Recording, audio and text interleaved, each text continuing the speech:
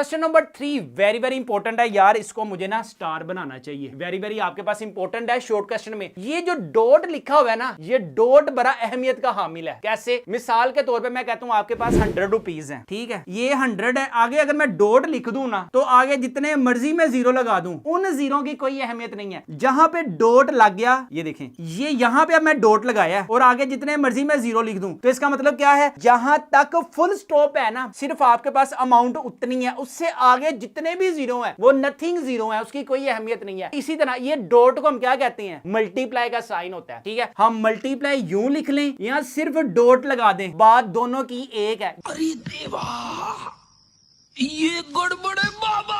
यहाँ कहते हैं ना, कन्नैलो फालो भावे कन्नैला फालो गा, बात एक ही है। इसी तरह इसको सबसे पहले मैं सिंप्लीफाई करता हूं। इस डॉट का मतलब क्या होता है? log b की पावर क्या है? 2 और बेस क्या है? 5। ये जो डॉट है ना, मैं इसको लिखता हूं मल्टीप्लाई में, ठीक है। log इधर आ जाएगा 5 की पावर 3 और इधर आ जाएगा बच्चों a, ठीक है। ये जो पावर है ना, अब इस पावर को log से पहले पहले पहले पहले लिखें। इधर आ जाएगा बच्चों आपके पास 2 log b की बेस क्या है? 5। ये मल्टीप्लाई है, इधर आ जाएगा 3 शुरू में, इधर आ जाएगा log 5 की बेस a है। अब यहां से ना कहानी एक शुरू होने लगी है, इसको बल्कि मुझे लिखना भी चाहिए रेड से। अब देखें, यहां पे बेस 5 है, यहां पे बेस a है, यानी कि हम इसको कॉमन नहीं ले सकते। कॉमन उस सूरत में आता है जब दोनों तरफ या तो बेस हो ना, या तो फिर सिमिलर बेस हो। जैसे ये देखें log 3 सिमिलर बेस है, हम उसको सिंगल में लिख दिया। लेकिन अब ये स्यापा ये डला हुआ है, log की बेस 5 और log की बेस a है। यहां पर इसका हमने क्या जुगाड़ लगाना है? इसके लिए हम जो फार्मूला अप्लाई करते हैं वो होता है हमारे पास चेंज बेस लॉ। इसमें क्या होता है? log x की जो ऊपर वैल्यू होती है वो ऊपर न्यूमिनेटर में लिखी जाती है और log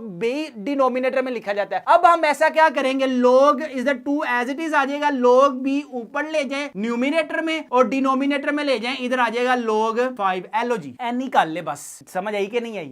नहीं आई, दोबारा समझ ले। इधर आ जाएगा log b ऊपर लिख दे, जो बेस है उसको नीचे डिनोमिनेटर में लिख दें, ठीक है। प्लस 3 मल्टीप्लाई के लिखें, इधर आ जाएगा log 5 ओवर इधर आ जाएगा बच्चों आपके पास log a, ठीक है। नीचे वाली वैल्यू को मजीद नीचे कर दें, ऊपर वाली वैल्यू को मजीद ऊपर कर दें, बस इतनी सी कहानी है। अब देखें अब क्या सीन है। ये मल्टीप्लाई है ना, मल्टीप्लाई का मतलब क्या है कि ये log 5 इस log 5 से कैंसिल, हसुटो, समझ आई? अच्छा अब देखें अब क्या होगा। अब इधर आगे जाएगा आपके पास 2 और मल्टीप्लाई 3 टू द 6, इधर आता है आपके पास log b ऊपर वाला ये और नीचे डिनोमिनेटर में क्या भरा हुआ है? log a। लिखना आपने सिंगल में है, चाहे न्यूमिनेटर में हो चाहे डिनोमिनेटर में हो, तो हम ऐसा लिख सकते हैं 6। ये देखिए खिलरा पर है ना, log x over log b है, खिलरा पर है। अगर हम इधर से रिफंड करवा दें, वापसी करवा दें, तो आपके पास सिंगल log आएगा। बेस हमेशा बेस में रहेगी, ऊपर वाली वैल्यू ऊपर ही रहेगी। बस यही आपके पास इस क्वेश्चन का फंडा है और ये आपके पास एप्लीकेबल तब फार्मूला होता है जब एक ही क्वेश्चन में दो बेसे तुम लोगों को नजर आए, तो आपने चेंज बेस फार्मूला यूज करना है। इसके अलावा बच्चों आपको मैं इंपॉर्टेंट चीज बता दूं, अगर आप इंटरेस्टेड हैं कि आप चाहते हैं कि सर आप हमें व्हाट्सएप कोई ग्रुप ज्वाइन करें जिसमें हम डेली बेस पे जैसे होम ट्यूशंस आपको प्रोवाइड बच्चों हम ऑनलाइन ही करेंगे, उसके लिए आपको हमारे इस नंबर पर लाजमी कांटेक्ट करें, जिसमें आपने बच्चों मंथली बेस पे हमें फीसें पे करनी होंगी और A to Z बच्चों आपका कॉन्सेप्ट क्लियर होगा और A